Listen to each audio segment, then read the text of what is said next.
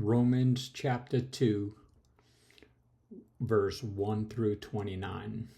God's judgment of sin. You may think you can condemn such people, but you are just as bad, and you have no excuse.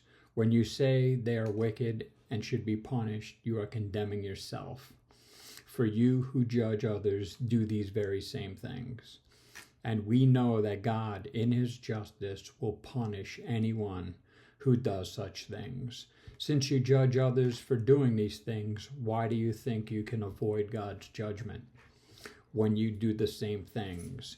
Don't you see how wonderfully kind, tolerant, and patient God is with you? Does this mean nothing to you? Can't you see that his kindness is intended to turn you from your sin? But because you are stubborn and refuse to turn from your sin, you are storing up terrible punishment for yourself. For a day of anger is coming when God's righteous judgment will be revealed. He will judge everyone according to what they have done. He will give eternal life to those who keep on doing good, seeking after the glory and honor and immortality that God offers. But he will pour out his anger and wrath on those who live for themselves, who refuse to obey the truth and instead live lives of wickedness. There will be trouble and calamity for everyone who keeps on doing what is evil, for the Jew first and also for the Gentile. But there will be glory and honor and peace from God for all who do good, for the Jew first and also for the Gentile. For God does not show favoritism. When the Gentiles sin, they will be destroyed, even though they never had God's written law. And the Jews who do have God's law will be judged by that law when they fail to obey it. For merely listening to the law doesn't make us right with God. It is obeying the law that makes us right with God in his sight. Even Gentiles who do not have God's written law show that they know his law when they instinctively obey it, even without having heard it.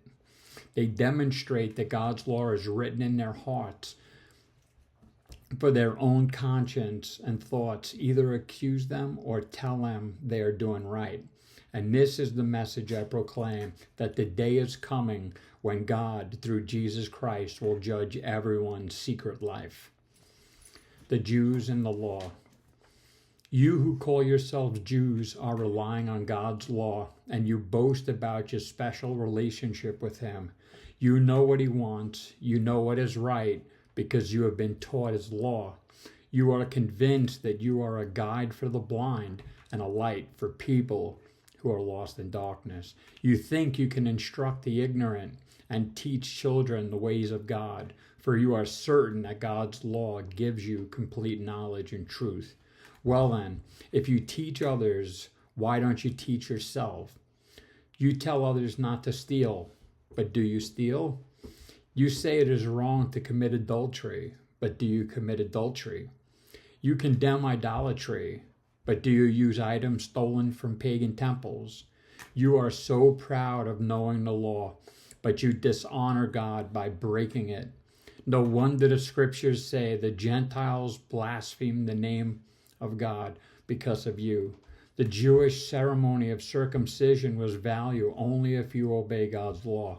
But if you don't obey God's law, you are no better off than an uncircumcised Gentile.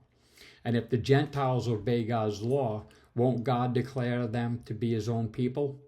In fact, uncircumcised Gentiles who keep God's law will condemn you Jews who are circumcised and possess God's law but don't obey it. For you are not a true Jew just because you are born of Jewish parents or because you have gone through the ceremony of circumcision. No, a true Jew is one whose heart is right with God. And true circumcision is not merely obeying the letter of the law, but it is a change of heart produced by the Spirit. And a person with a changed heart seeks praise from God, not from people. That's it for today. God bless you guys.